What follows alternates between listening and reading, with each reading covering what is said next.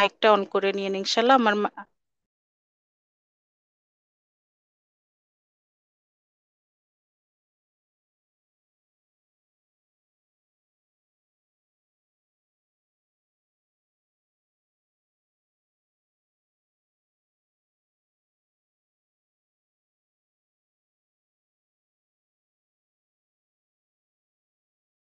آمين. العاقبة للمتقين، والصلاة والسلام على سيد الهادين إلى محاسن الأفعال، نبينا محمد بن عبد الله الأمين، وعلى آله وأصحابه ومن تبعهم بإحسان إلى يوم الدين.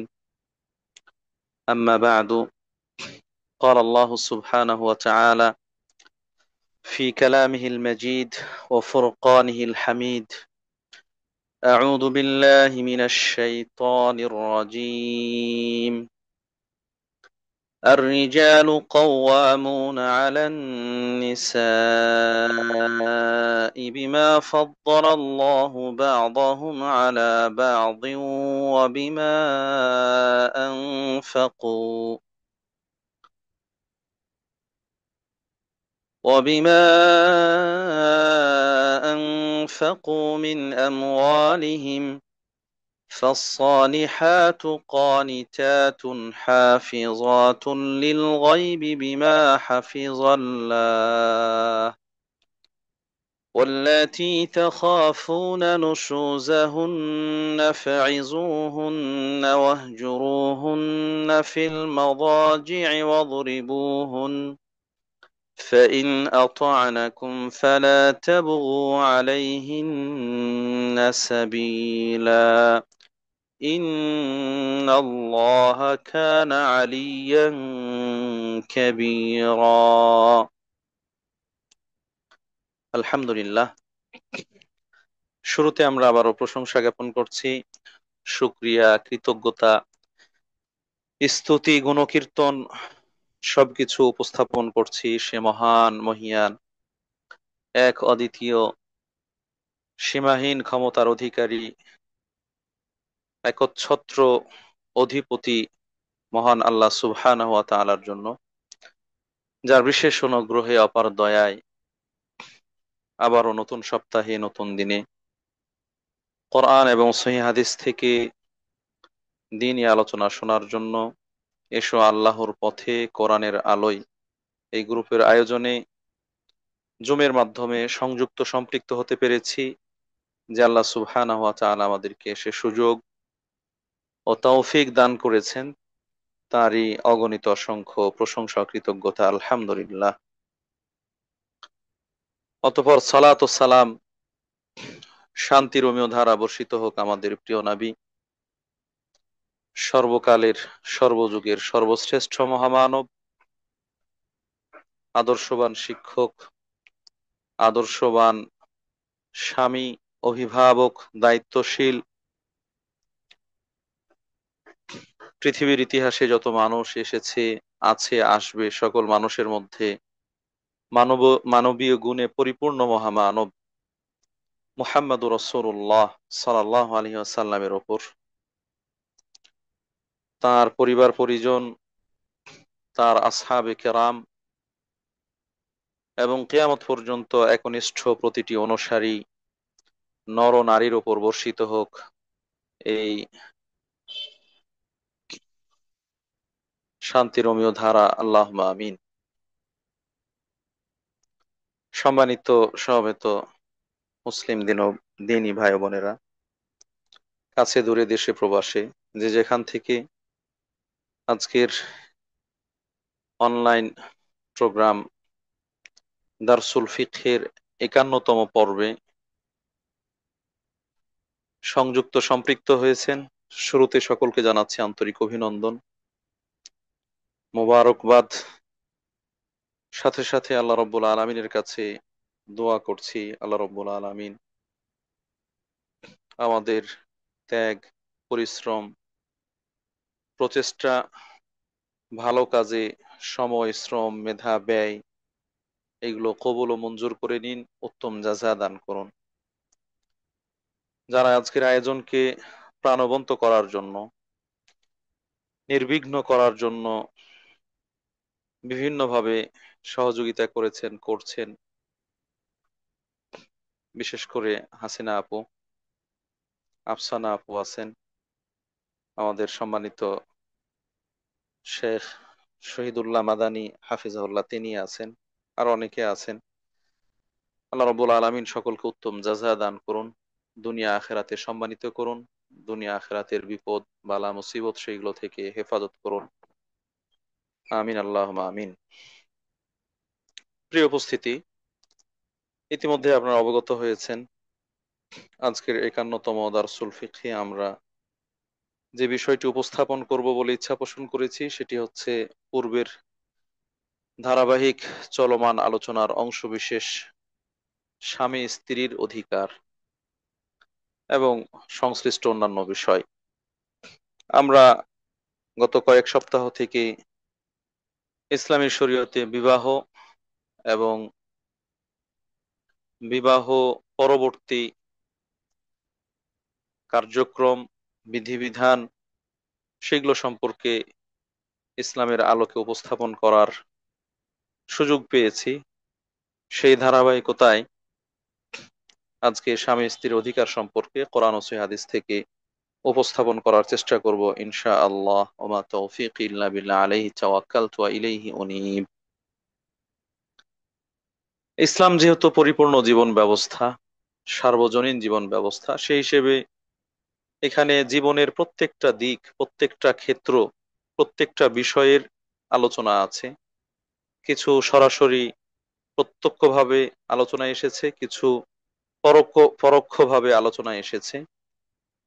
যেহেতু একটি মুসলিম পরিবারের বড় গুরুত্বপূর্ণ অংশ হচ্ছে মুসলিম নরনারী, স্বামী স্ত্রী, বর কনে, যাদের ইসলামী নীতিমালার আলোকে বিবাহ বন্ধনে আবদ্ধ হওয়ার মাধ্যমে একই ছাদের নিচে বসবাস করার, একসাথে জীবনযাপন করার, একজন আরেকজনকে বুঝার, পড়ার, নিজেদের মধ্যে আন্ডারস্ট্যান্ডিং করার সুযোগ তৈরি হয়।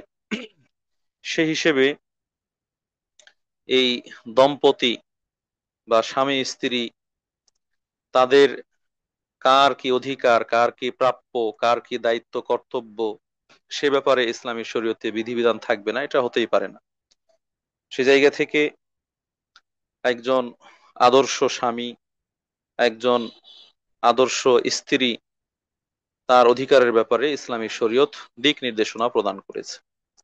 সম্মানিত উপস্থিতি, যেখানে একটা সমাজ সুশৃঙ্খলভাবে জীবনযাপন করার জন্য সামাজিক রীতিনীতি, নিয়ম কানুন, করণীয় বর্জনীয়, দায়িত্ব কর্তব্য ইত্যাদি থাকে,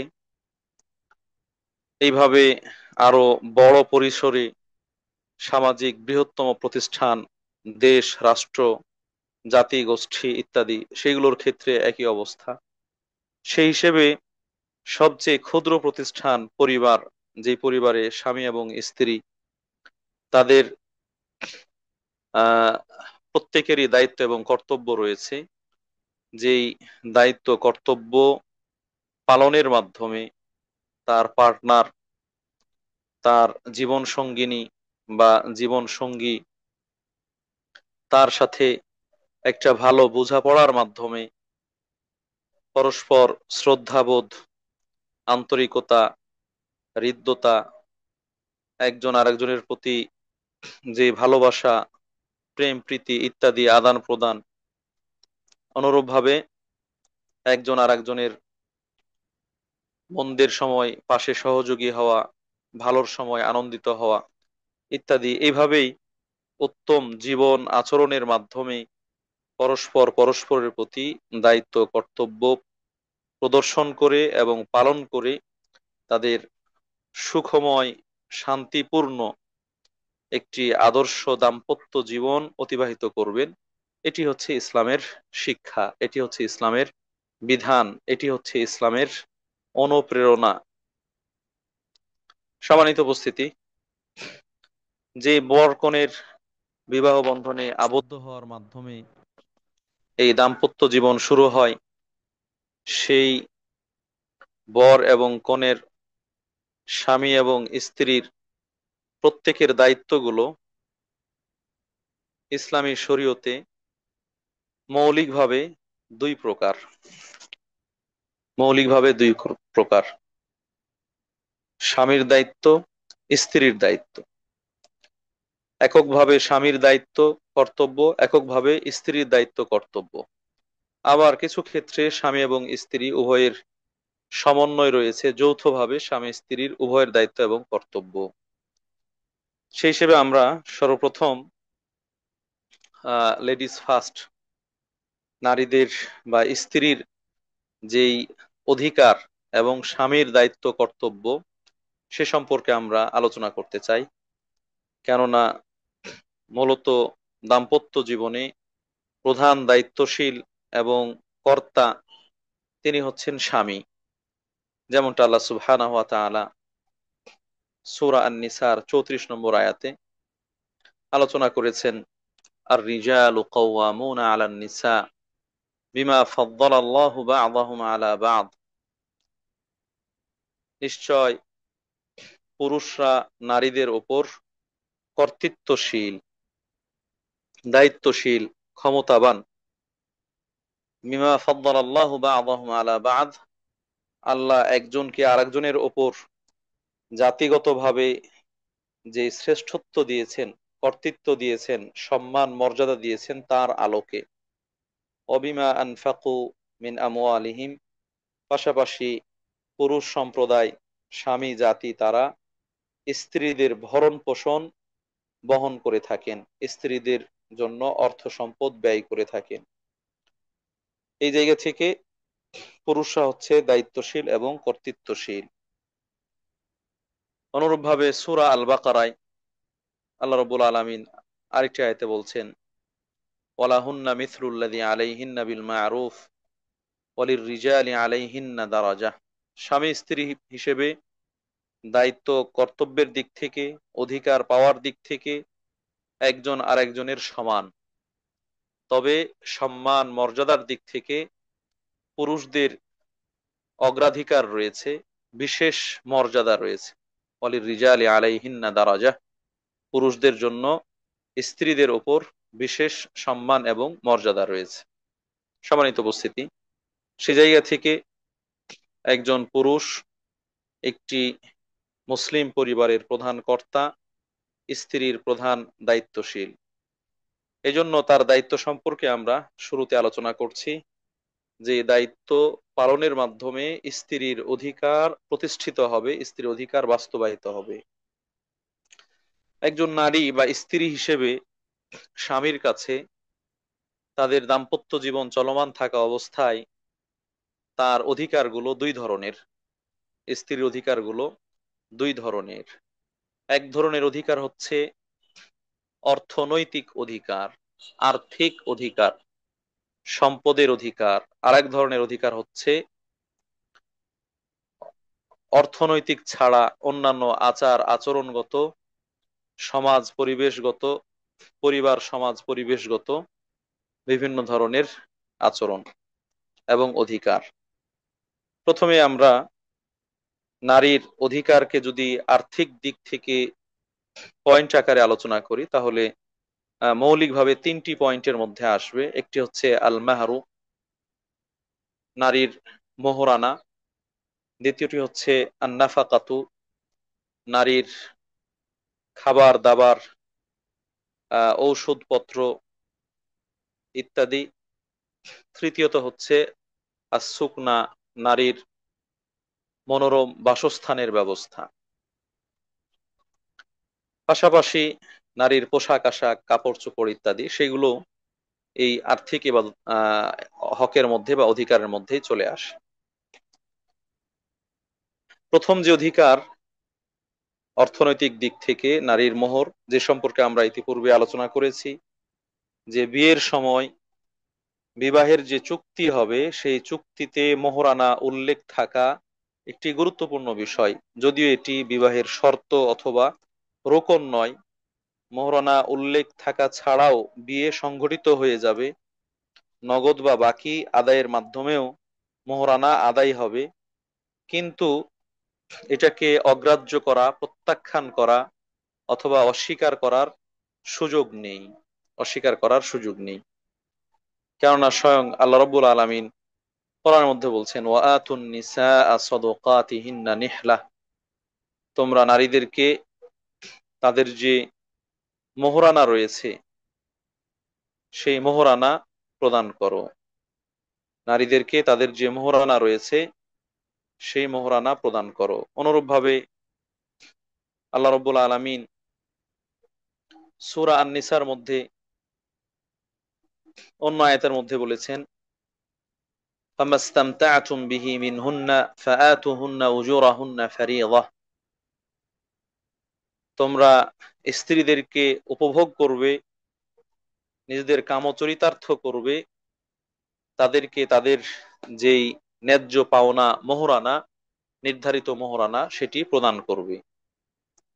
তাহলে আল্লাহ রাব্বুল আলামিন বিবাহের ক্ষেত্রে নারীদেরকে মোহরানা দেওয়ার প্রসঙ্গটি একাধিক আয়াতে উল্লেখ করেছেন এবং এর মাধ্যমে মোহরানার অধিকার সাব্যস্ত করেছেন স্বামীর কাছে স্ত্রীর। অতএব স্ত্রীর যে প্রথম অধিকার অর্থনৈতিক দিক থেকে সেটি হচ্ছে তার মোহরানা আদায় করা, তার মোহরানা দিয়ে দেওয়া। এটি হচ্ছে স্ত্রীর অধিকার স্বামীর কাছে। সম্মানিত উপস্থিতি, স্ত্রীকে তার ন্যায্য নির্ধারিত মোহর স্বামী প্রদান করবে, এটি স্ত্রীর অধিকার, স্বামীর দায়িত্ব এবং কর্তব্য। যখন স্ত্রী সেই মোহরানা লাভ করবে, মোহরানা তার হস্তগত হবে, তখন সেই মোহরানার নির্ধারিত সম্পদের মধ্যে তার মালিকানা, পূর্ণাঙ্গ মালিকানা প্রতিষ্ঠিত হবে। তার পূর্ণাঙ্গ মালিকানা প্রতিষ্ঠিত হবে।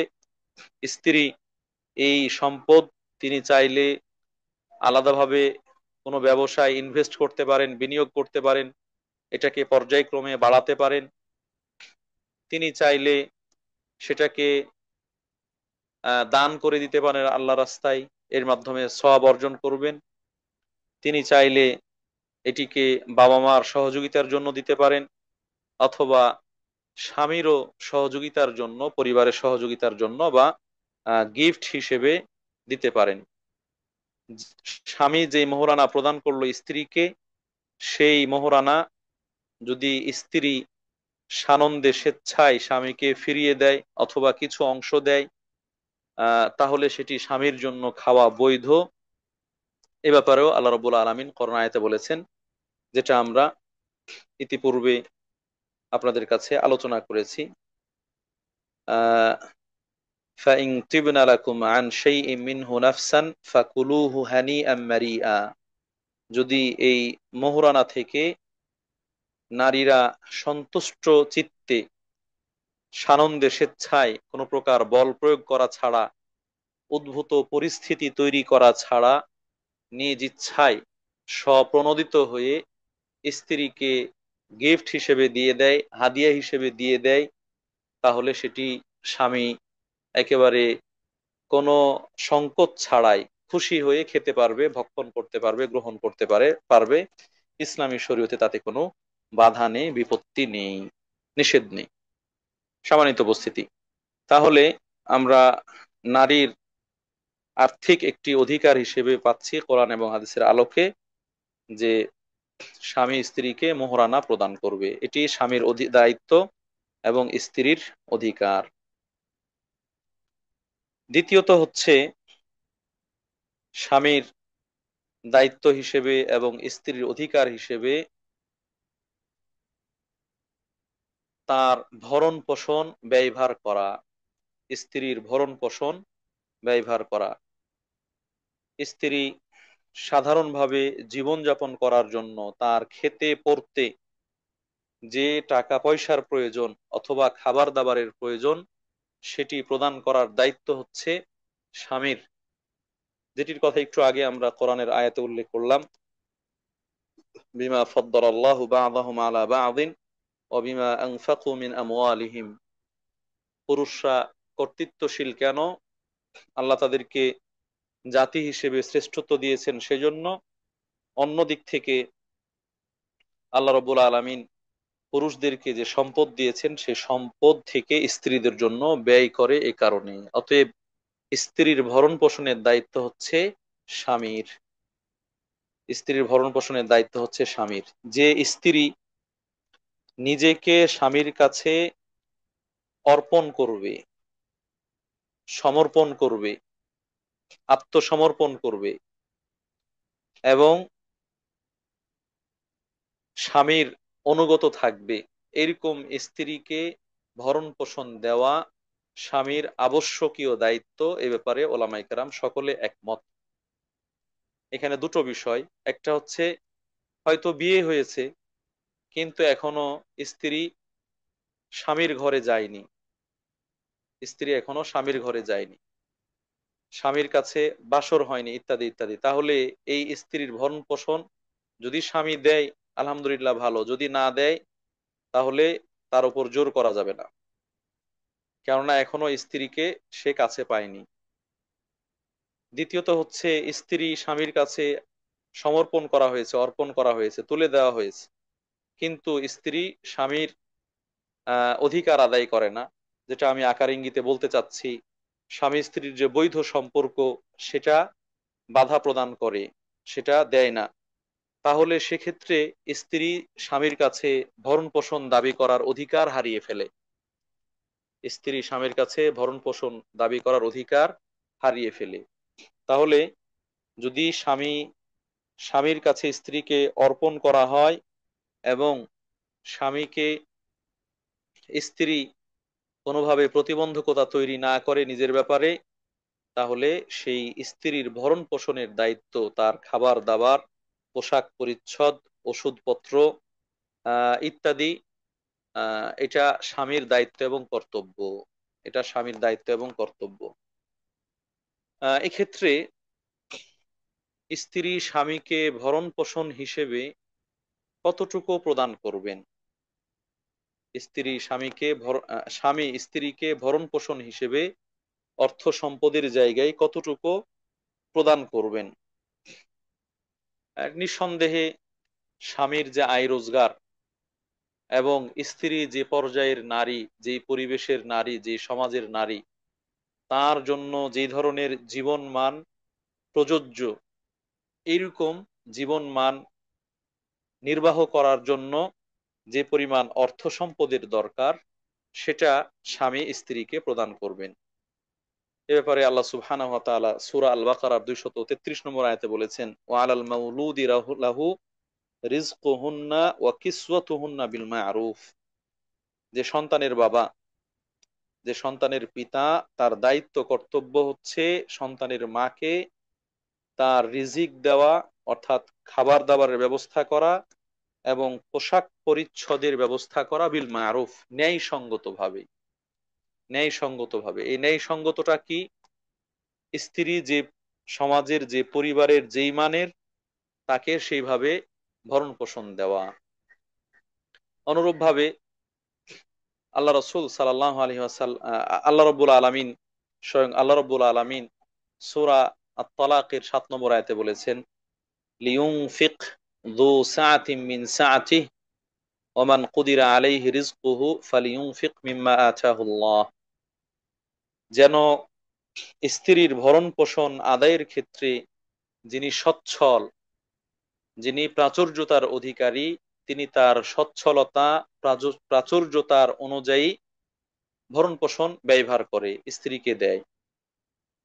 আর ওমান কুদিরা আলাইহি রিজকুহু, যার রিজক সংকুচিত করা হয়েছে, যার রিজিক সংকুচিত করা হয়েছে, যার আয় রোজগার সংকুচিত, সীমাবদ্ধ, সে যেন খরচ করে মিম্মা আতাহুল্লাহ, আল্লাহ তাআলা তাকে যা দিয়েছেন সেই পাওয়া অনুযায়ী, যতটুকু আছে তার সাধ্য অনুযায়ী।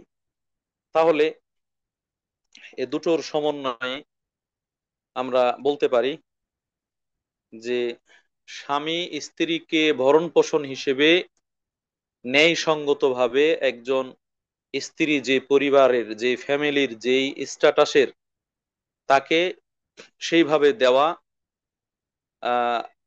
পাশাপাশি স্বামীর আয় রোজগার সচ্ছলতা সেদিকেও খেয়াল রেখে তার স্ত্রীকে সেভাবেই ভরণ পোষণ দেওয়া, এটি হচ্ছে আল্লাহ সুবহানাহু ওয়া তাআলার বিধান। এ জায়গা থেকে খেয়াল করতে হবে যে একজন হয়তো সম্ভ্রান্ত পরিবারের মেয়ে যাকে স্ত্রী হিসেবে গ্রহণ করা হয়েছে, কিন্তু তাকে হয়তো ভরণ পোষণ হিসেবে একেবারে প্রত্যন্ত গ্রাম্য অঞ্চল যেখানে খুব সাদাসিধে সাদামাঠা জীবনযাপন করে এরকম কোনো মেয়ের ভরণ পোষণ দেওয়া হচ্ছে, তার মানের ভরণ পোষণ দেওয়া হচ্ছে, এটা যেন তার প্রতি অবিচার। অথবা স্বামীর আয় রোজগার অনেক বেশি, কিন্তু তিনি একেবারে তাকে খুব নগণ্য পরিমাণ দিচ্ছেন, এটাও যেন বাস্তবতার পরিপন্থী। এই জন্য স্ত্রীর এবং সন্তান সন্ততির ভরণ পোষণের ক্ষেত্রে যেটি আহ তার সচ্ছলতার অনুযায়ী এবং তার মানানসই পর্যায়ের যদি না হয়, তাহলে স্ত্রী স্বামীর সম্পদ থেকে স্বামীর অগোচরে যদি নিয়ে নেয়, তাহলে এটি চুরি হিসেবে বিবেচিত হবে না, এটি পাপী হবেন না। এই ব্যাপারে স্পষ্ট হাদিস যেটি প্রসিদ্ধ এবং অনেকেই জানেন, আবু সুফিয়ানের স্ত্রী আয়েশা রাদিয়াল্লাহু তাআলা আনহা বলছেন, বুখারী মুসলিমের হাদিস, দাখালাত হিন্দ বিনতু উতবাতা ইমরাআতু আবি সুফিয়ান আলা রাসূলিল্লাহ সাল্লাল্লাহু আলাইহি সাল্লাম। আবু সুফিয়ানের স্ত্রী হিন্দা বিনতু উতবাহ তিনি রাসূলের কাছে আসলেন। ফাকালাত ইয়া রাসূলাল্লাহ ইন্না আবা সুফিয়ান রাজুলুন শাহীহ লা ইউতিনি মিনান নাফাকাতি মা ইয়াকফিনি ওয়া ইয়াকফি বুনাইয়া। আমার স্বামী আবু সুফিয়ান সে হচ্ছে খুব কৃপণ মানুষ, সে কৃপণ মানুষ, সে আমাকে ভরণ পোষণ বা খরচের জন্য এতটুকু দেয় না যা আমার জন্য এবং আমার সন্তানের জন্য উপযুক্ত হয়। ইল্লা মা আখাযতু মিন মালিহি বিগাইরি ইলমিহি, তবে স্বামীর অনুমতি ছাড়াই তার অগোচরে আমি কিছু সম্পদ রেখে দেই, যেটা দিয়ে আমার এবং আমার সন্তানের ভরণ পোষণ করি এবং চলে যায়। এ অবস্থায় ফাহাল আলাইয়া ফি যালিকা মিন জুনাহ, আমি যে স্বামীর অগোচরে তার সম্পদ থেকে কিছু রেখে দেই আমাদের সংসার চালানোর জন্য, এতে কি পাপ হবে, গুনাহ হবে? ফাকাল রাসূলুল্লাহ সাল্লাল্লাহু আলাইহি ওয়াসাল্লাম খুদি মিন মালিহি বিল মা'রুফ মা ইয়াকফিকি ওয়া ইয়াকফি বুনাইয়াকি, তুমি তোমার স্বামীর সম্পদ থেকে অতটুকু সম্পদ নিতে পারবে ন্যায়সঙ্গতভাবে যতটুকু তোমার এবং তোমার সন্তানের জন্য যথেষ্ট হয়, যথেষ্ট হয় এতটুকু। এর মানে এই নয় যে স্বামীর অগোচরে নিতেই থাকবে, জমা করতেই থাকবে, জমা করতেই থাকবে, অথবা অপচয় করবে, এদিক ওদিকে খরচ করবে, আর স্বামীকে তার মন মতো চাহিদা মতো খরচ রোজগারের জন্য বাধ্য করবে, চাপে ফেলবে, এমনকি সুদ খেতে, ঘুষ খেতে, দুর্নীতি করতে বাধ্য করবে, এরকম যেন না হয়। এখানে ন্যায়সঙ্গত ভাবে একজন নারী, তিনি স্বামীর স্ত্রী, এখন অন্যান্য নারীর সাথে পার্টিতে যান, আর সে পার্টি আয়োজনের জন্য স্বামীর কাছ থেকে অর্থ সম্পদ দাবি করেন, দিতে পারলে ভালো, না দিতে পারলে কালো, এরকম যদি হয়, তাহলে এই ধরনের ভরণ পোষণ স্বামীর উপর আবশ্যক নয়, বরং তার জীবন ধারণের জন্য, তার পোশাক পরিচ্ছদের জন্য, স্বাভাবিকভাবে চলার জন্য যেই পরিমাণ অর্থ সম্পদ দরকার, এতটুকু স্বামী তার সাধ্য অনুযায়ী, সচ্ছলতা অনুযায়ী তাকে দান করবেন। এজন্য আল্লাহ রসুল সাল্লাল্লাহু আলাইহি ওয়াসাল্লাম সেই বিদায় হজ্জের বিখ্যাত ভাষণ, যেটি অনেকেই ম্যাগনা কার্টার ভাষণের সাথে তুলনা করেছেন, যদিও রাসূলুল্লাহ সাল্লাল্লাহু আলাইহি ওয়াসাল্লামের ভাষণ তার থেকে অনেক অনেক সমৃদ্ধ, সমাদৃত, জনপ্রিয় এবং শিরোধার্য। সেই ভাষণে আল্লাহ রাসূল সাল্লাল্লাহু আলাইহি ওয়াসাল্লাম বলেছিলেন, ওয়ালাহুন্না আলাইকুম রিজকুহুন্না ওয়া কিসওয়াতুহুন্না বিল মা'রুফ, স্ত্রীরা তোমাদের কাছে অধিকার হিসেবে লাভ করবে তাদের খাবার দাবার এবং পোশাক পরিচ্ছদ ন্যায়সঙ্গতভাবে, ন্যায়সঙ্গতভাবে তারা এটা তোমাদের কাছে লাভ করবে।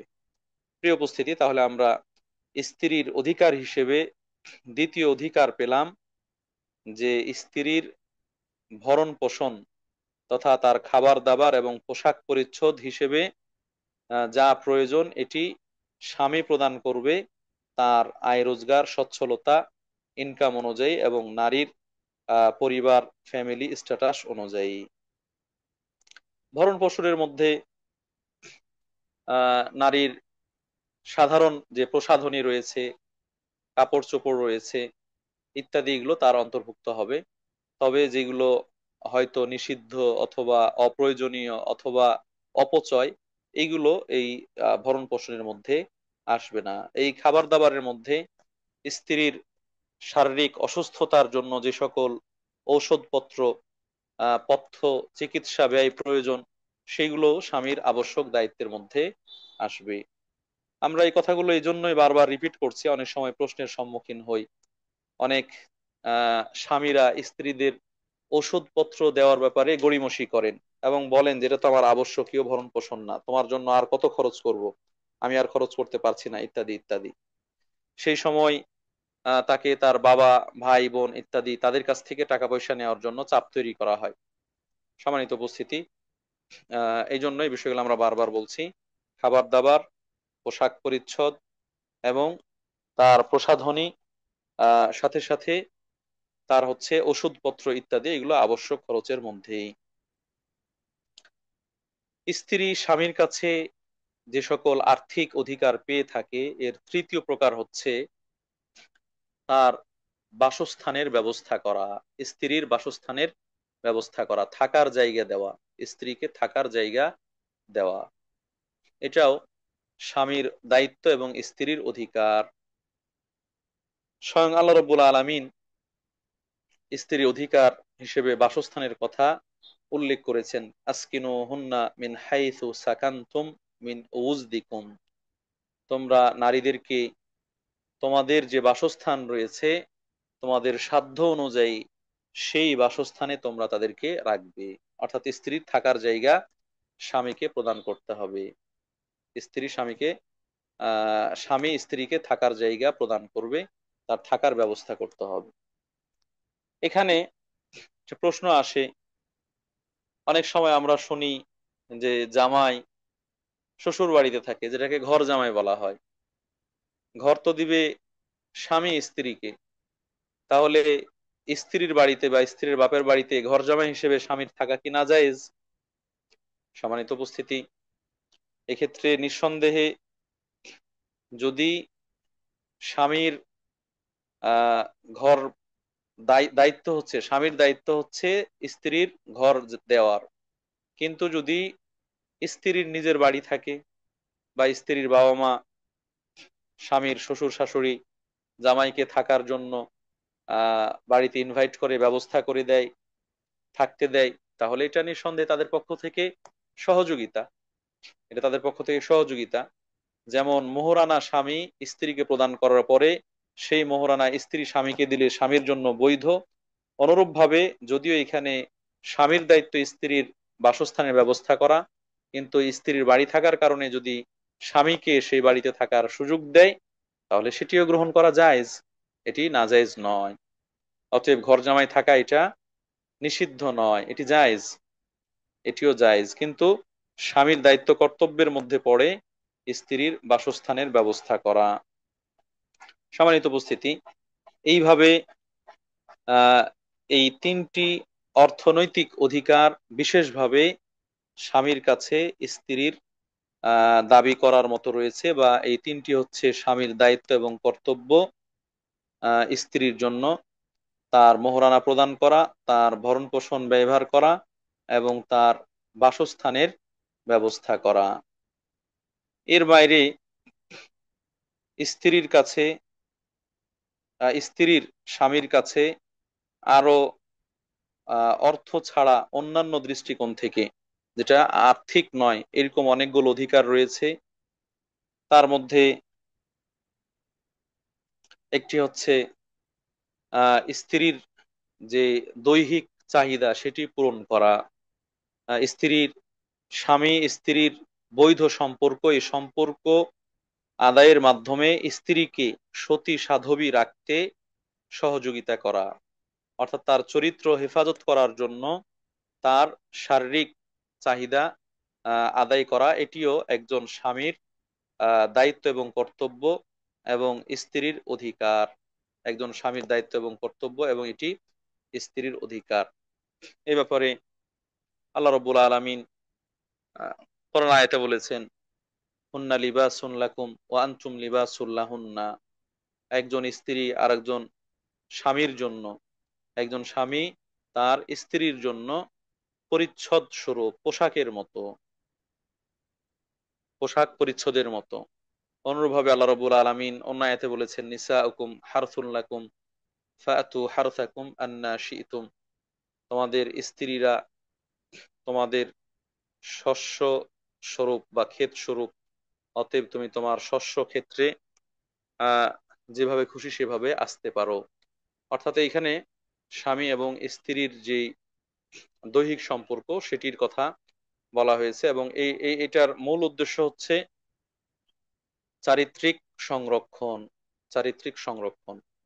এই জন্য আল্লাহ রাসূল সাল্লাল্লাহু আলাইহি ওয়াসাল্লাম যেটি বিদায় হজ্জের ভাষণে বলেছেন, সেখানেও এই অধিকারের কথা আল্লাহ রাসূল সাল্লাল্লাহু আলাইহি সাল্লাম উল্লেখ করেছেন। ফাত্তাকুল্লাহ ফিন নিসা, তোমরা স্ত্রীদের ব্যাপারে আল্লাহকে ভয় করবে, তাকওয়া অবলম্বন করবে।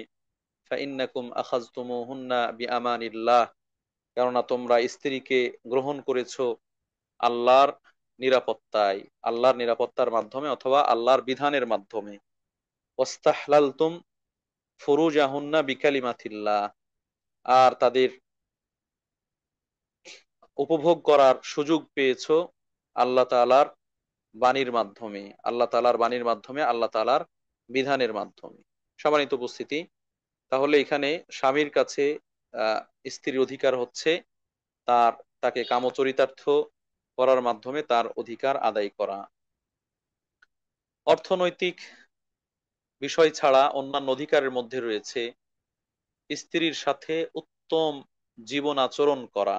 স্ত্রীর সাথে উত্তম জীবন আচরণ করা, যেটাকে উত্তম আচরণ হিসেবে আল্লাহ রাব্বুল আলামিন, উত্তম আচরণ করার জন্য আল্লাহ রাব্বুল আলামিন পবিত্র কোরআনের মধ্যে নির্দেশ দিয়েছেন, ওয়াআশিরুহুন্না বিল মা'রুফ, ওয়াআশিরুহুন্না বিল মা'রুফ। তোমরা স্ত্রীদের সাথে উত্তম আচরণ করবে, ন্যায়সঙ্গত আচরণ করবে, জীবন যাপন করবে। সম্মানিত উপস্থিতি, স্ত্রী স্বামীর কাছে যে সকল জিনিস পাবে সেইগুলোর মধ্যে গুরুত্বপূর্ণ বিষয় হচ্ছে স্বামীর পক্ষ থেকে উত্তম আচরণ লাভ করা। স্বামীর পক্ষ থেকে ভালো ব্যবহার, ভালো আচরণ পাওয়া, এটা স্ত্রীর একটি গুরুত্বপূর্ণ অধিকার, যে ব্যাপারে আল্লাহ রাব্বুল আলামিন নির্দেশ দিলেন, ওয়াআশিরুহুন্না বিল মা'রুফ, তাদের সাথে উত্তম আচরণ করবে। কখনো কখনো যদি স্ত্রীর খারাপ আচরণও থাকে, দুর্ব্যবহার থাকে, অবাধ্যতা থাকে, অথবা মন্দ দোষণীয় কোনো দিক থাকে, তারপরেও আল্লাহ রাব্বুল আলামিন এই স্ত্রীদের প্রতি ভালো আচরণ করার ব্যাপারে নির্দেশ প্রদান করেছেন। তিনি বলছেন, ফাইন কারিহতুমুহুন্না ফাআসা আন তাকরাহু শাইআন ওয়াজআল আল্লাহু ফীহি খায়রান কাসীরা, ওয়াজআল আল্লাহু ফীহি খায়রান কাসীরা। হয়তো নারীর কোনো আচরণ তুমি খারাপ পেতে পারো, তার মধ্যে কোনো দোষ ত্রুটি থাকতে পারে, তবে আল্লাহ রাব্বুল আলামিন হয়তো তার মাঝে অনেক অনেক কল্যাণ রেখেছেন, যেই কল্যাণের দিকগুলো খেয়াল করে এই স্ত্রীর সাথে ন্যায়সঙ্গত আচরণ বা তার উপযুক্ত আচরণ তাকে প্রদান করতে হবে।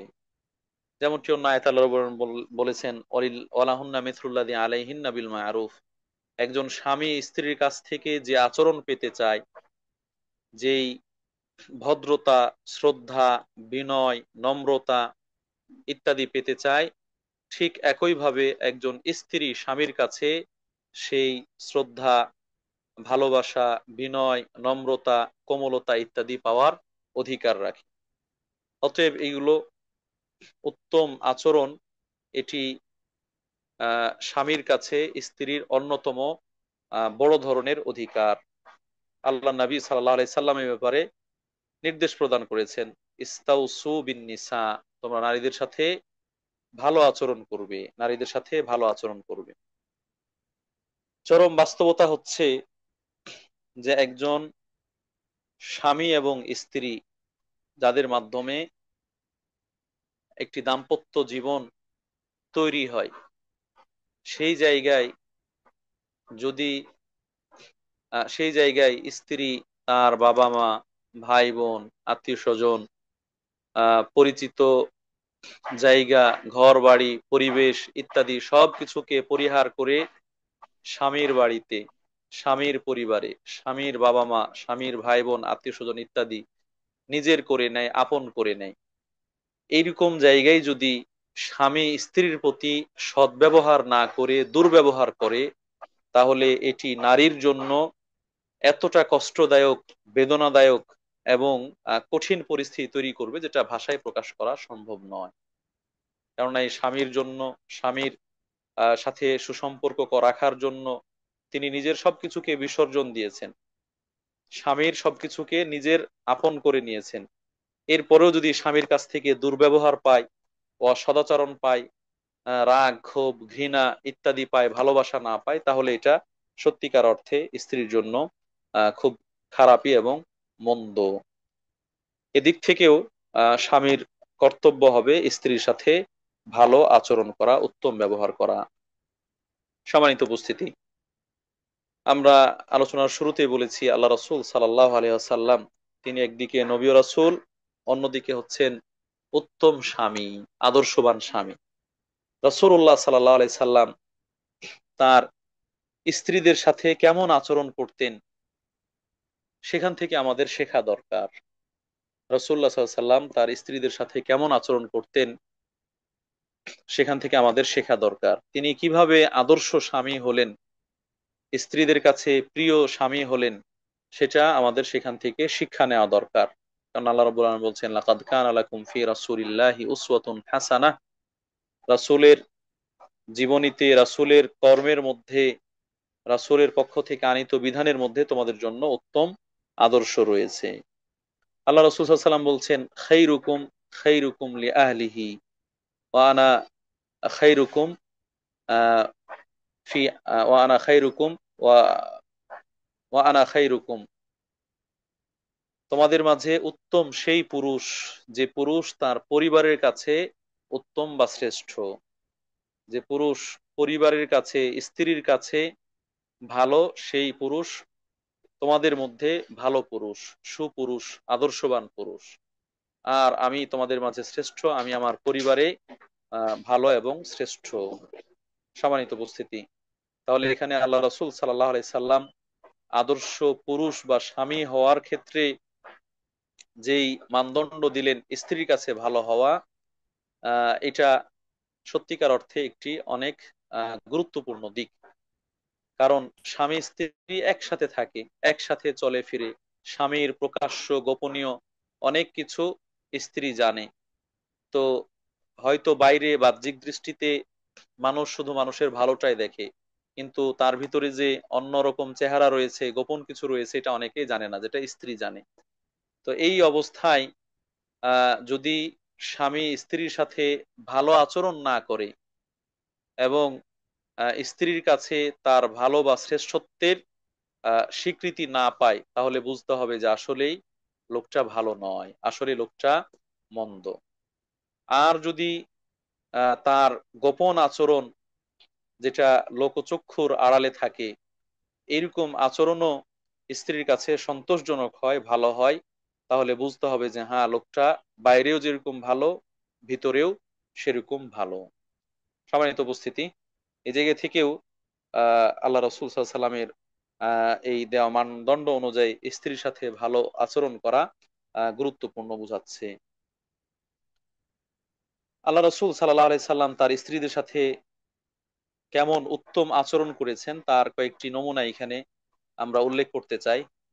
যেমন উম্মু সালামাতা রাদিয়াল্লাহু তাআলা আনহা, উম্মুল মুমিনিন, তিনি বলছেন, হিজতু ওয়া আনা মা'আন নবী সাল্লাল্লাহু আলাইহি সাল্লাম ফিল খামিলাতি, আমি আল্লাহ রাসূল সাল্লাল্লাহু আলাইহি সাল্লামের সাথে একই কম্বলের নিচে ছিলাম, একই চাদরের নিচে শুয়েছিলাম, সেই সময় আমার ঋতুস্রাব শুরু হয়ে গেল, হায়েজ শুরু হয়ে গেল।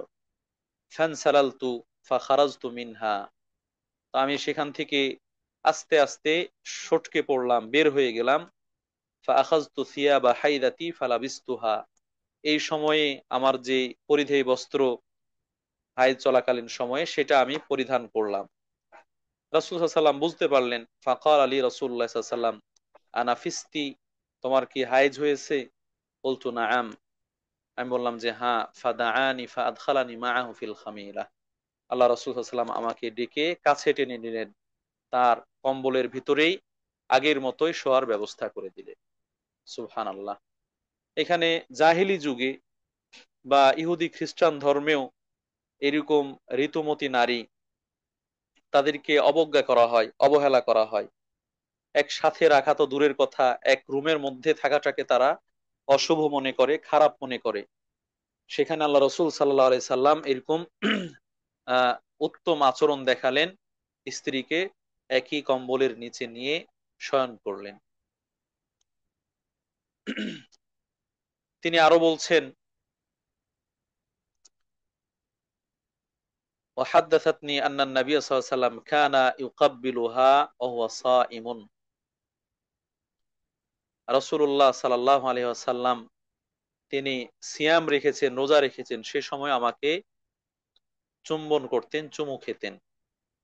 ওয়াকুনতু আগতাসিলু আনা ওয়ান নবী সাল্লাল্লাহু আলাইহি সাল্লাম মিন ইনাইন ওয়াহিদিন মিনাল জানাবাতি, আমি এবং আল্লাহ রাসূল সাল্লাল্লাহু আলাইহি ওয়াসাল্লাম দুজনে একই পাত্র থেকে আমাদের ফরজ গোসল করতাম। আল্লাহ রাসূল সাল্লাল্লাহু আলাইহি সাল্লাম স্ত্রীদের সাথে এইভাবেই আচরণ করেছেন। আয়েশা রাদিয়াল্লাহু তাআলা আনহা বলছেন, ওয়াল্লাহি লাকাদ রাআইতু রাসূলুল্লাহ সাল্লাল্লাহু আলাইহি ওয়াসাল্লাম ইয়াকুমু আলা বাবি হুজরাতি, আল্লাহর কসম আমি কখনো কখনো রাসূল সাল্লাল্লাহু আলাইহি ওয়াসাল্লামকে দেখেছি তিনি আমার ঘরের দরজায় বসে রয়েছেন। ওয়াল হাবাশাতু ইয়ালআবুনা বিহিরাবিহিম ফি মসজিদি রাসূলুল্লাহ সাল্লাল্লাহু আলাইহি ওয়াসাল্লাম, সেই সময় হাবশিরা মসজিদের এক পার্শ্বে, আল্লাহ রাসূলের মসজিদের এক পার্শ্বে তাদের যেই কসরত দেখানো সাধারণ বর্ষা বল্লম ইত্যাদি এইগুলো নিয়ে তারা খেলা দেখাচ্ছিল। তো সেই সময় ইয়াস্তুরুনি বিরিদাইহি লিকাই আনজুরা ইলা লুআবিহিম, আল্লাহ রাসূল সাল্লাল্লাহু আলাইহি ওয়াসাল্লাম তার চাদর দিয়ে আমাকে ঢেকে রেখেছেন যেন আমি রাসূলের পাশে থেকে তাদের খেলা দেখতে পারি, আর বাইরে থেকে কেউ আমাকে দেখতে না পায়।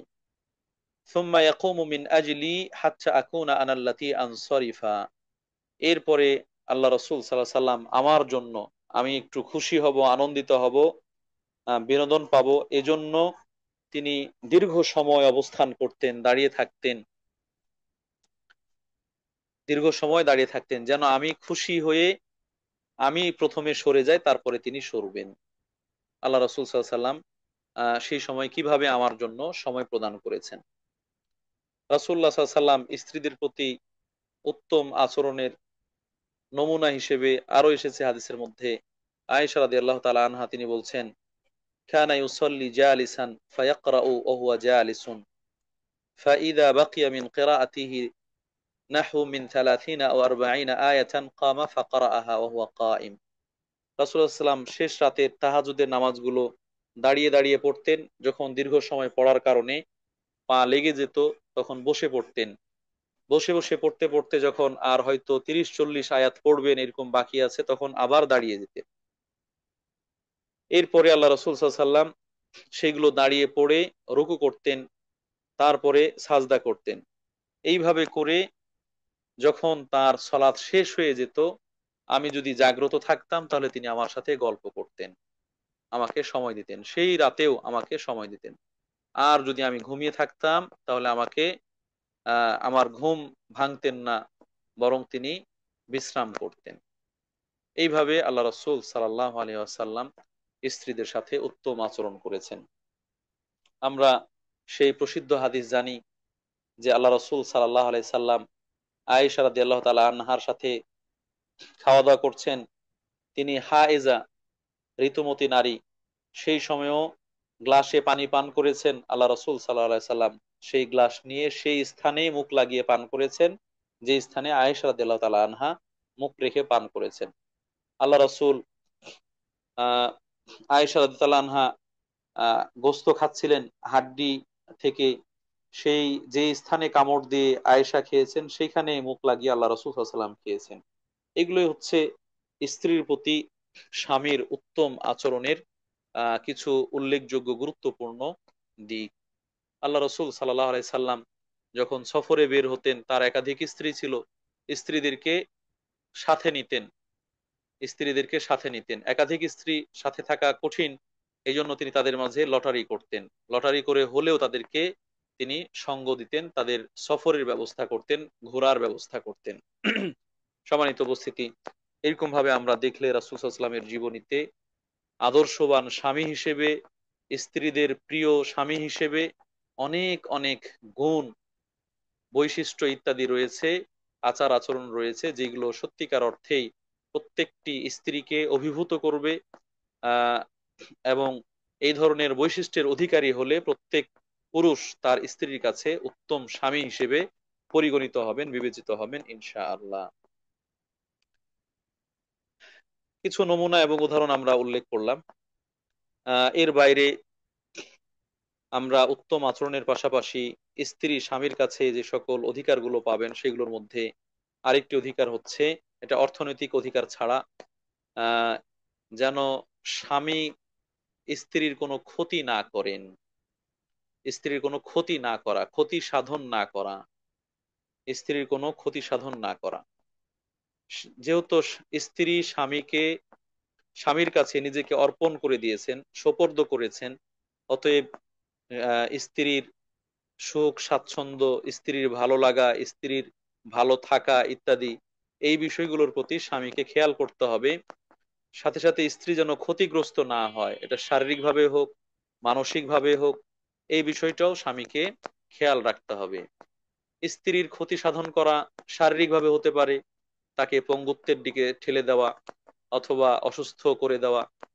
মানসিক ভাবে হতে পারে তাকে সার্বক্ষণিক মানসিক চাপের মধ্যে রাখা, যেন সে মানসিক রোগীতে পরিণত হয়, ইত্যাদি ইত্যাদি। এরকম কোন ধরনের ক্ষতি না করা, অর্থাৎ নিরাপদে সুস্থ পরিবেশে, সুন্দর পরিবেশে থাকা, এটা স্ত্রীর অধিকার স্বামীর কাছে।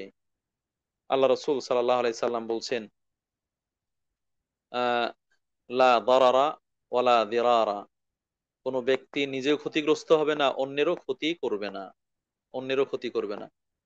যেহেতু অন্য মানুষের ক্ষতি করা যাবে না, সেই হিসেবে ঘরের স্ত্রী সবচেয়ে আপনজন, কাছের জন, তার কিভাবে স্বামী ক্ষতি সাধন করতে পারে।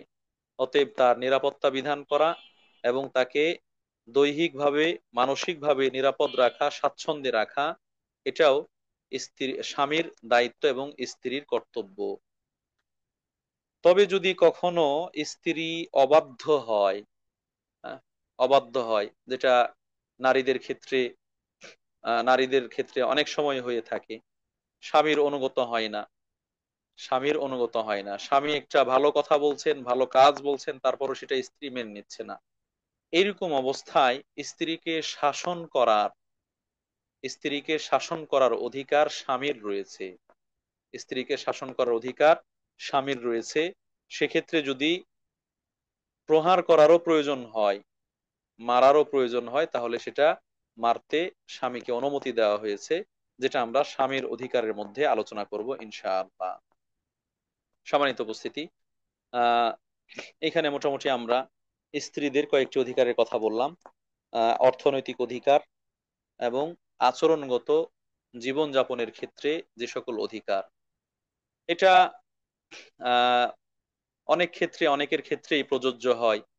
দেখা যায় যে অনেক সুপুরুষ যারা বাইরে অনেকের কাছে অনেক জনপ্রিয়, হাসি মুখে কথা বলেন, মিষ্টভাষী, তারপরে হচ্ছে সুন্দরভাবে নম্র ভদ্রতার সাথে কঠিন কঠিন পরিবেশ পরিস্থিতিগুলো হ্যান্ডেল করেন, কিন্তু ওই মানুষটাই যখন ঘরের মধ্যে প্রবেশ করেন তখন যেন একেবারে বাঘ সিংহ হয়ে যান, তখন যেন হিংস্র হয়ে যান, তখন তার মুখের মধ্যে হাসি থাকে না, কথার মধ্যে মিষ্টতা থাকে না, আচরণের মধ্যে ভদ্রতা নম্রতা থাকে না।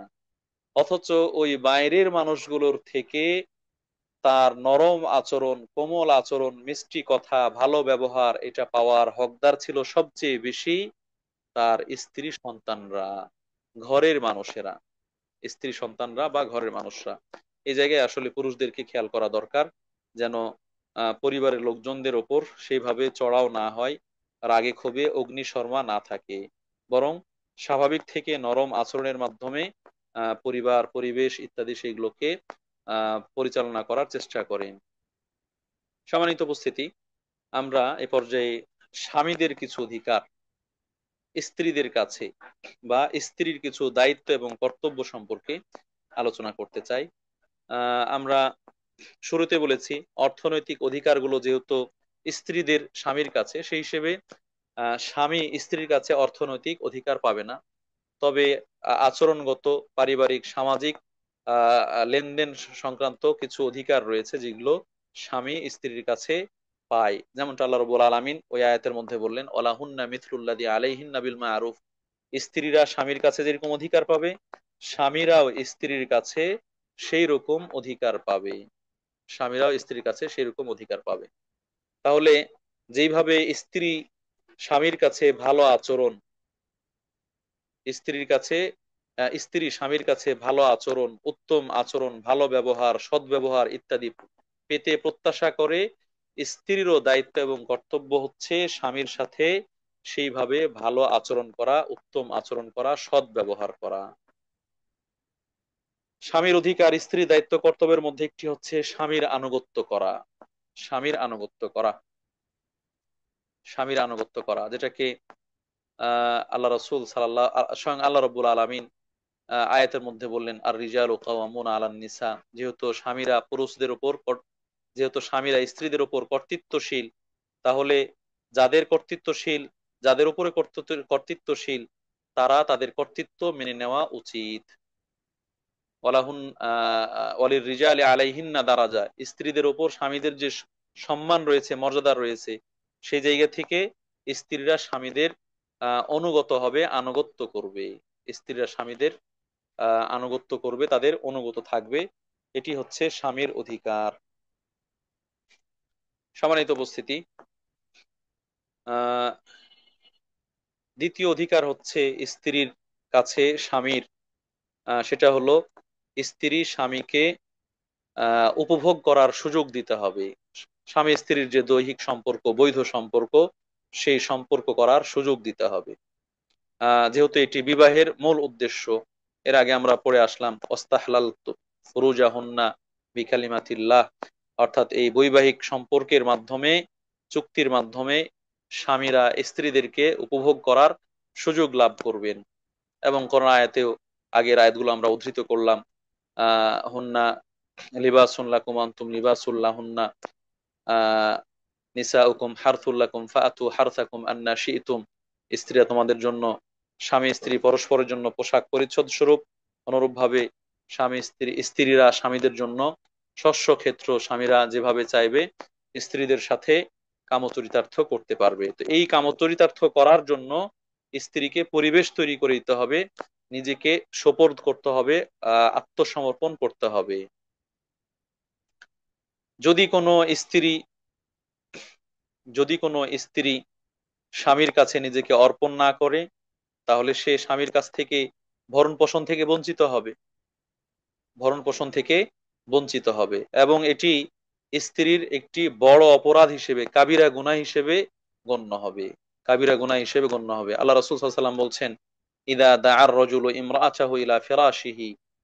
যখন কোনো পুরুষ তার স্ত্রীকে, কোনো স্বামী তার স্ত্রীকে তার বিছানায় ডাকে নিজেদের কামচরিতার্থ করার জন্য, ফাআবাত, কিন্তু স্ত্রী সম্মতি দেয় না, ফাবাতা গাদবানা আলাইহা, যার কারণে স্বামী ওই স্ত্রীর প্রতি রাগান্বিত হয়ে রাত অতিক্রম করে, লাআনাতহাল মালাইকাতু হাত্তা তুসবিহা, সকাল হওয়া পর্যন্ত ফেরেশতারা ওই নারীকে, ওই স্ত্রীকে ভৎসনা করতে থাকেন, লায়ানত করতে থাকেন, অভিসম্পাত দিতে থাকেন। অনুরূপভাবে অন্য হাদিসে এসেছে, কোন স্ত্রী যদি রান্নার কাজেও ব্যস্ত থাকে, যেটা খুবই ভয়ঙ্কর, সেনসিটিভ, এরকম অবস্থায়ও কোনো স্ত্রীকে আহ্বান জানায় তাহলে সেই কাজ থেকে মুক্ত হয়েও হলো তা স্ত্রীকে স্বামীর ডাকে সাড়া দিতে হবে। এবং এটি একটি দাম্পত্য জীবনের সবচেয়ে বড় দায়িত্ব এবং কর্তব্য, স্বামী এবং স্ত্রী উভয়ের ক্ষেত্রে। যেহেতু এই দৈহিক সম্পর্কের মাধ্যমে একজন আরেকজনের চরিত্রকে সংরক্ষণ করার সুযোগ পেয়ে থাকেন, একজন আরেকজনের চরিত্রকে সংরক্ষণের সুযোগ পেয়ে থাকেন, এবং এর মাধ্যমে পরবর্তী প্রজন্ম আসার পথ প্রশস্ত হয়, উন্মুক্ত হয়, ইত্যাদি ইত্যাদি। সেই হিসেবে এটিকে অগ্রাহ্য করা এটা কোনোভাবে উচিত নয়, এবং এটি কাবিরা গুনাহ। আর এই পথ খুলে দেওয়া বা সুযোগ তৈরি করে দেওয়া এটা স্বামীর অধিকার স্ত্রীর কাছে, এটি স্ত্রীর দায়িত্ব ও কর্তব্য। স্বামীর অধিকারগুলোর মধ্যে আরেকটি অধিকার হচ্ছে, স্বামী তার ঘরে যে সকল মানুষকে আসতে অনুমতি দেয় না, অপছন্দ করে, যে সকল মানুষকে আসতে অনুমতি দেয় না, অপছন্দ করে, এরকম কোন মানুষকে যেন সে স্থান না দেয়। এখানে জানা রাখা দরকার যে নিঃসন্দেহে যারা মাহরাম নয়, নন মাহরাম, তাদের তো মহিলার কাছে আসার কোনো সুযোগই নেই। স্বামী অনুমতি দেখ আর না দেখ, আসার কোনো সুযোগ নেই। কিন্তু যারা মাহরাম, আসার হয়তো সুযোগ আছে, স্ত্রীর সাথে সাক্ষাৎ করার বা কথা বলার, সময় কাটানোর সুযোগ রয়েছে, এরকম ব্যক্তিদের মধ্য থেকেও স্ত্রী, স্বামী যাদেরকে যাদেরকে রিস্ট্রিকশন দেয়, নিষেধ করে, অপছন্দ করে, এরকম ব্যক্তিদেরকে স্ত্রীর কাছে আসতে না দেওয়া, স্বামীর ঘরে আসতে না দেওয়া, এটাও স্ত্রীর দায়িত্ব এবং কর্তব্য। স্ত্রীর দায়িত্ব এবং কর্তব্য এবং স্বামীর অধিকার। এই জন্য আল্লাহ রসুল সাল্লাম ওই বিখ্যাত বিদায় হজ্জের ভাষণে যেই কথাগুলো বলেছেন, এর মধ্যে এটাও রয়েছে, এর মধ্যে এটাও রয়েছে যেন কোনো স্ত্রী তার ঘরে এমন কাউকে অনুমতি না দেয়, আল্লাহ ইউতিনা ফুরুশাকুম আহাদান তাকরাহুনাহু, স্ত্রীরা যেন এমন কাউকে তার বিছানায় বা ঘরে আসতে না দেয় যার উপস্থিতি স্বামী অপছন্দ করে।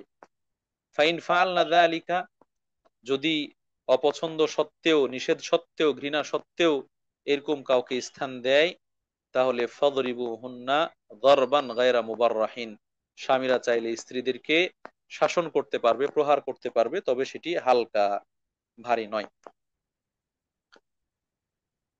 অনুরূপভাবে আরেকটি হাদিসের মধ্যে এসেছে, সহিহ বুখারী মুসলিমের হাদিস, লা ইয়াহিল্লু লিল মারআতি আন তাসুমা ওয়া যাওজুহা শাহিদুন ইল্লা বিইذনিহি, কোন স্ত্রীর জন্য দিনের বেলায় সিয়াম রাখা হালাল নয় যদি তার স্বামী উপস্থিত থাকে স্বামীর অনুমতি ছাড়া।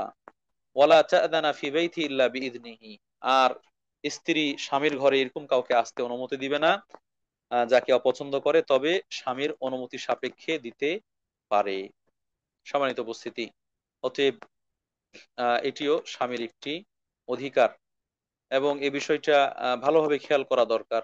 এই ধরনের বিষয়গুলোই স্বামী এবং স্ত্রীর দাম্পত্য জীবনে কলহ তৈরির বীজ বপন করে, বীজ বপন করে।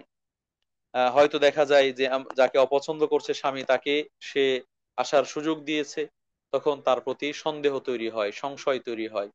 আর যখন একটি দাম্পত্য জীবনে একজন আরেকজনের প্রতি বিশ্বাস থাকবে না, আস্থা থাকবে না, সন্দেহ সংশয় স্থান নেবে, তখন সেখানে সম্পর্কের অবনতি ঘটবে, এবং আহ এটা এক পর্যায়ে হয়তো বিচ্ছেদ পর্যন্ত গড়াতে পারে। সম্মানিত উপস্থিতি, অতএব নারীদের উচিত এই বিষয়টি গুরুত্ব সহকারে খেয়াল করা। স্বামীর অধিকারের মধ্যে, স্ত্রীর দায়িত্ব কর্তব্যের মধ্যে আরেকটি দায়িত্ব কর্তব্য হচ্ছে স্বামীর অনুমতি ছাড়া তার ঘর থেকে বের না হওয়া। স্বামীর অনুমতি ছাড়া স্বামীর ঘর থেকে স্ত্রী বাইরে না যাওয়া, এটিও স্বামীর দায়িত্ব, অধিকার এবং স্ত্রীর দায়িত্ব কর্তব্য।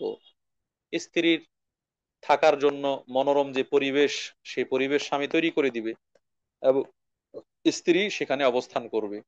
তার প্রয়োজন যেগুলো হয় সেগুলো স্বামী সম্পন্ন করার ব্যবস্থা করবে। যদি বাইরে যেতে হয় কখনো, তাহলে স্বামীর অনুমতি নিয়ে যাবে, আর যদি না যায় তাহলে এটা যেন তার অধিকার থেকে তাকে বঞ্চিত করলো, তার দায়িত্ব কর্তব্য স্ত্রী আদায়ে আহ আহ, অপারগ হলো। স্ত্রীর স্বামীর দায়িত্ব, স্বামীর অধিকারের মধ্যে আরেকটি অধিকার হচ্ছে, যদি স্ত্রী অবাধ্য হয় তাহলে তাকে শাসন করা। স্ত্রী যদি অবাধ্য হয়, স্বামীর আনুগত্য না করে, অনুগত না হয়, অথবা কোনো অন্যায় কাজে জড়িয়ে থাকে, তাহলে স্বামী স্ত্রীকে শাসন করতে পারবে। এটি স্বামীর অধিকার, যেটি সেই কর্তৃত্বের মাধ্যমে লাভ লাভ করেছে। বিমা ফাদ্দালাল্লাহু বা'দাকুম আলা বা'দিন ওয়া বিমা আনফাকু মিন আমওয়ালিহিম। সেই হিসেবে স্ত্রীকে যদি শাসন করে, তাহলে এই শাসনটা বিভিন্ন ভাবে হতে পারে। উপদেশ দেওয়ার মাধ্যমে, বকাবকি করার মাধ্যমে, তার মাধ্যমে সংশোধন না হলে তার সাথে শয্যা ত্যাগ করার মাধ্যমে, একসাথে না ঘুমানোর মাধ্যমে, বিছানা আলাদা করার মাধ্যমে। তাতেও যদি সংশোধন না হয়, তাহলে তাকে হয়তো প্রহার করার মাধ্যমে, তাকে প্রহার করার মাধ্যমে, মারধর করার মাধ্যমে। তবে মারধর যেন গরু ছাগল পিটানোর মতো না হয়, চোর পিটানোর মতো না হয়, এটা যেন হালকা কিছু হয়। যদি সেরকম স্ত্রী হয়, তাহলে হয়তো আঙ্গুলের বাড়িও তার জন্য অনেক বড় মায়ের বা শাস্তি হিসেবে গণ্য হবে। আর যদি চোরের বইয়ের মতো হয়, তাহলে তো লাঠি, সোঁটা ইত্যাদি দিয়ে পিটালেও সেরকম হবে না। তবে এইভাবে পেটানো জায়েজ নেই, এভাবে পেটানো জায়েজ নেই। দ্বিতীয়ত, পেটানোর ক্ষেত্রে, প্রহার করার ক্ষেত্রে চেহারায় আঘাত করতে আল্লাহ রসুল সাল্লাহ আলাইহি নিষেধ করেছেন।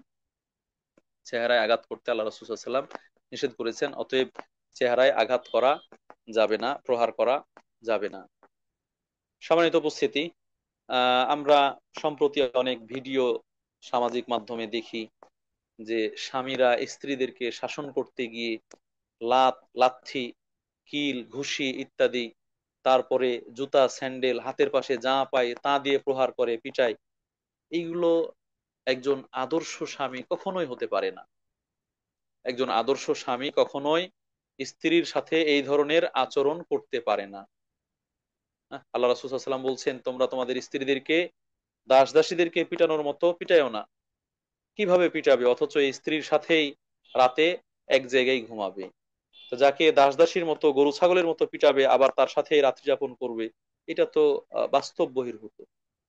আর সেও তো মানুষ, সে তো মানুষ, সে চোর ডাকাত নয়। তাহলে তাকে কিভাবে এরকম গরু ছাগলের মতো পিটায়? এজন্য আমরা আহ স্বামীদের ক্ষেত্রে আহ পরামর্শ হিসেবে বলবো, যেটা আল্লাহ রাসূল সাল্লাল্লাহু আলাইহি ওয়াসাল্লামের উপদেশ এবং নিষেধাজ্ঞা, যে এরকম যেন না পিটায়। আর অভিভাবকদের ক্ষেত্রেও বলবো, যেটা আমরা বিগত দিনে বলেছি, যে আহ বর নির্বাচনের ক্ষেত্রে, পাত্র নির্বাচনের ক্ষেত্রে রাসূল সাল্লাল্লাহু আলাইহি ওয়াসাল্লামের যে নির্দেশনা, দিনদারিত্ব এবং চরিত্র, সেগুলোকে অগ্রাধিকার দেওয়া দরকার। টাকা পয়সা, ধন দৌলত এগুলো নয়।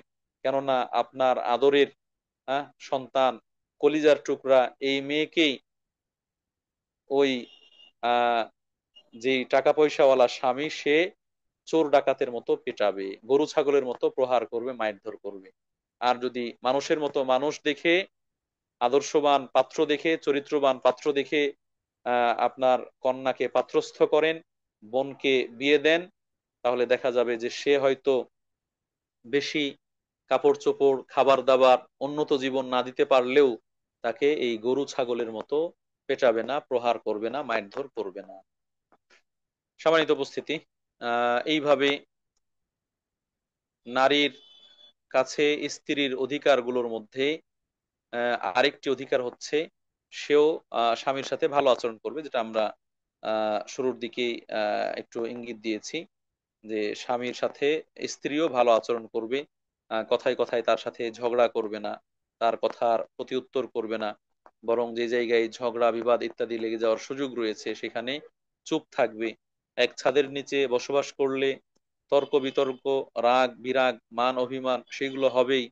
তবে দুজনেই যদি সমানভাবে মুখোমুখি হয়, তখন এই তর্কের পরই আসবে হাত তোলাতুলি, হাত উঠানো।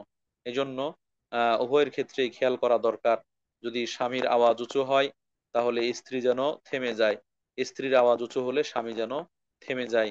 এভাবে দুজনের মধ্যে সুন্দর সম্পর্ক, সুন্দর আচরণ সেইগুলো বিদ্যমান থাকবে, এবং সেটা তাদের দাম্পত্য জীবনকে সুখী সমৃদ্ধিশালী করতে ভূমিকা রাখবে।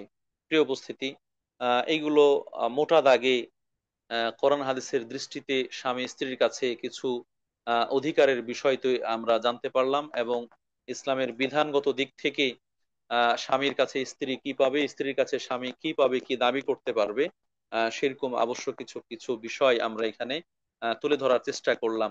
সর্বোপরি যদি এই দাম্পত্য জীবনে স্বামী এবং স্ত্রী পরস্পরকে যথাযথভাবে শ্রদ্ধা না করে, সম্মান না করে, সৎ ব্যবহার না করে, উত্তম আচরণ না করে, একজন আরেকজনকে বিশ্বাস না করে, তাহলে এই দাম্পত্য জীবন সুখের তো দূরের কথা, দীর্ঘস্থায়ী হওয়া তো দূরের কথা, এটা যেন নরক যন্ত্রণার মতো কষ্টের মধ্যে, অশান্তির মধ্যে আহ একটা সময় পার করবে, অতিক্রম করবে। এর মাধ্যমে স্বামী স্ত্রী যেরকম অশান্তির মধ্যে থাকবে, সন্তান সন্ততি থাকলেও এটাও সন্তান সন্ততির জন্য একেবারে খুব বিপজ্জনক একটা পরিবেশ তৈরি হবে। আশপাশের যারা দায়িত্বশীল স্বামী স্ত্রীর বাবা মা শ্বশুর শাশুড়ি, তাদের জন্য এটা খুবই খারাপ এবং কঠিন পরিবেশ তৈরি করবে। এজন্য নিজেদের মধ্যে বোঝাপড়া ঠিক করে, কোথাও ছাড় দিয়ে, কোথাও অধিকার পাওয়ার মাধ্যমে, কোথাও লাভ করার মাধ্যমে, কোথাও বিসর্জন বিসর্জন দেওয়ার মাধ্যমে একজন আরেকজনের অধিকার বুঝে নেওয়ার চেষ্টা করতে হবে, একজন আরেকজনের দায়িত্ব এবং কর্তব্য পালন করার চেষ্টা করতে হবে। তাহলেই স্বামী স্ত্রীর যে শান্তিপূর্ণ দাম্পত্য জীবন, সেটি লাভ করা যাবে, এবং সেটি আল্লাহ রব্বুল আলমিনের আয়াত ও নিদর্শন হিসেবে পরিগণিত হবে। অমিন আয়াতিহি আন খালাকালাকুম মিন আনফুসিকুম আজওয়াজা, আল্লাহ রব্বুল আলমিনের বিশেষ নিদর্শন হচ্ছে তোমাদের প্রত্যেকের জন্য আল্লাহ যুগল তৈরি করেছেন, লিতাসকুনু ইলাইহা, লিতাসকুনু ইলাইহা, যেন তোমরা তাদের কাছে প্রশান্তি লাভ করতে পারো। ওয়া জাআলা বাইনাকুম মাওয়াদ্দাতা ওয়া রাহমা, তোমাদের মাঝে আল্লাহ রাব্বুল আলামিন প্রেম, ভালোবাসা, দয়া, অনুগ্রহ, অনুকম্পা দিয়ে দিয়েছেন। এভাবেই কিন্তু এগুলোর মাধ্যমে প্রেমময়, সুখী, সমৃদ্ধ একটি দাম্পত্য জীবন পরিচালনা করা সম্ভব হবে। আর যদি এমনটা না হয়, তাহলে সেখানে ঝগড়া কলহ ইত্যাদি লেগেই থাকবে, এবং এগুলোর চূড়ান্ত পর্যায়ে হচ্ছে স্বামী স্ত্রীর বিচ্ছেদ, তালাক বা বিচ্ছেদ, যার মাধ্যমে স্বামী স্ত্রী আলাদা হয়ে যাবে। সম্মানিত উপস্থিতি, আমরা মোটা দাগে যতটুকু পারলাম আজকে উপস্থাপন করলাম। আল্লাহ রাব্বুল আলামিন আমাদের প্রত্যেককেই, স্বামী এবং স্ত্রী প্রত্যেককে, তাদের যে অধিকারগুলো রয়েছে সেগুলোকে যথাযথভাবে পাওয়ার তৌফিক দান করুন, এবং প্রত্যেকের যে দায়িত্ব কর্তব্য রয়েছে সেগুলো পরিপূর্ণভাবে পালন করার তৌফিক দান করুন। আমিন, আল্লাহুম্মা আমিন। এ বলে আমরা আজকের আলোচনার প্রথম অংশ এখানে শেষ করছি। আহ বাকি অংশ প্রশ্নোত্তরের মধ্যে যাব। তবে প্রশ্নোত্তরের আগে আলোচনার শেষাংশে আমরা দোয়া করছি, যারা দীর্ঘ সময় ধরে আলোচনায় যুক্ত আছি, আল্লাহ রাব্বুল আলামিন তাদের এই সময় শ্রম কোরবানিকে কবুল ও মঞ্জুর করুন। এইগুলোকে আল্লাহর সন্তুষ্টির জন্য আল্লাহ রাব্বুল আলামিন কবুল করে নিন। আমরা যেন সত্যিকার অর্থে কোরআন ও হাদিস অনুযায়ী আমাদের জীবনের প্রত্যেকটা ক্ষেত্রে, প্রত্যেকটা বিষয়ে, প্রত্যেকটা পদক্ষেপে কোরআন ও সহিহ হাদিসকে অগ্রাধিকার দিয়ে আমরা কোরআন হাদিসের কাছে আত্মসমর্পণ করে আল্লাহর সন্তুষ্টির জন্য মেনে নিতে পারি, আমল করতে পারি। আল্লাহ সে তৌফিক দান করুন। আমিন, আল্লাহ আমিন। আল্লাহ রব্বুল আলামিন আমাদের ভুল ত্রুটিগুলো মাফ করে দিন। আল্লাহ রব্বুল আলামিন আমাদের বাবা মা, ভাই বোন, আত্মীয় স্বজন সহ যারা মৃত্যুবরণ করেছে সকল মুসলিম মৃতদেরকে ক্ষমা করে দিন, তাদের ভুল ত্রুটিগুলো মাফ করে দিন, কবরে আযাব মাফ করে দিন, কবরকে জান্নাতের সাথে সম্পৃক্ত করে দিন। আল্লাহ রব্বুল আলামিন যারা অসুস্থ রয়েছেন, অনেকেই দোয়া চেয়েছেন, দোয়া চাননি, অনেকে বিভিন্ন ভাবে দোয়ার আরজ করেছেন, আবেদন জানিয়েছেন। আল্লাহ রাব্বুল আলামিন সকল অসুস্থদেরকে আপনি পরিপূর্ণ সুস্থতা, আরোগ্য দান করুন। তাদের কষ্ট, দুঃখ সেটাকে লাঘব করে দিন, হালকা করে দিন। এই অসুখ বিসুখের মাধ্যমে তারা যে কষ্ট পাচ্ছে, কষ্টের মাধ্যমে অস্বাভাবিক জীবনযাপন করছে, এর বিনিময়ে উত্তম জাযা দান করুন, উত্তম প্রতিদান দান করুন।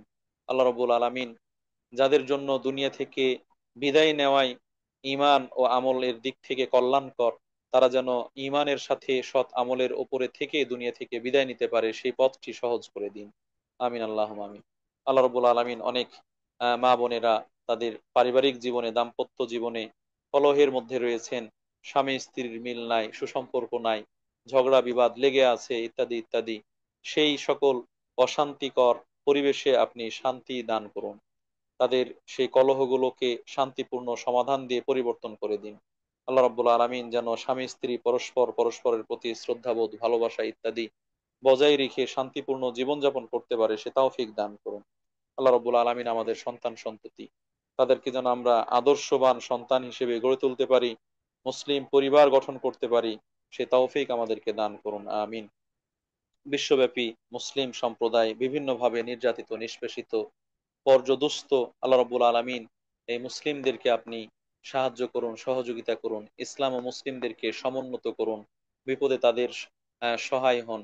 আল্লাহ রাব্বুল আলামিন যারা খাদ্যের অভাবে আছে তাদের উত্তম রিজিকের ব্যবস্থা করে দিন। আল্লাহ রাব্বুল আলামিন যারা বাসস্থানের অভাবে আছে তাদের উত্তম বাসস্থানের ব্যবস্থা করে দিন। আল্লাহ রাব্বুল আলামিন আজকের এই আয়োজনকে সুন্দর, নির্বিঘ্ন, প্রাণবন্ত করার জন্য যারা বিভিন্নভাবে সহযোগিতা করেছেন, শুরুতে বলেছি হাসিনা বিনতু হানিফ আপু, আফসানা আপু, আরো অনেকের আমি নাম জানি না, তারা সহযোগিতা করেন। আল্লাহ রাব্বুল আলামিন সকলের সহযোগিতাগুলো কবুল ও মঞ্জুর করে নিন। কোরআন ও হাদিসের বাণী সঠিক বিধিবিধান জানার জন্য, বুঝার জন্য এই ধরনের আয়োজন, এই ধরনের পরিবেশনা আরো যেন সহজ সাধ্য হয়, আরো যেন ব্যাপক হয়। আল্লাহ রাব্বুল আলামিন সেই ব্যাপারে আমাদের সকলকে পরস্পরকে সহযোগিতা করার তৌফিক দান করুন, আমিন। এ বলে আমরা আজকের আলোচনা এখানে শেষ করছি। প্রশ্নোত্তরে যাব। আহ আহ, সে প্রশ্নোত্তরের আগে হাসিনা আপু সংযুক্ত থাকলে তার কোনো কথা থাকলে সেগুলো উপস্থাপন করার জন্য বিনীত অনুরোধ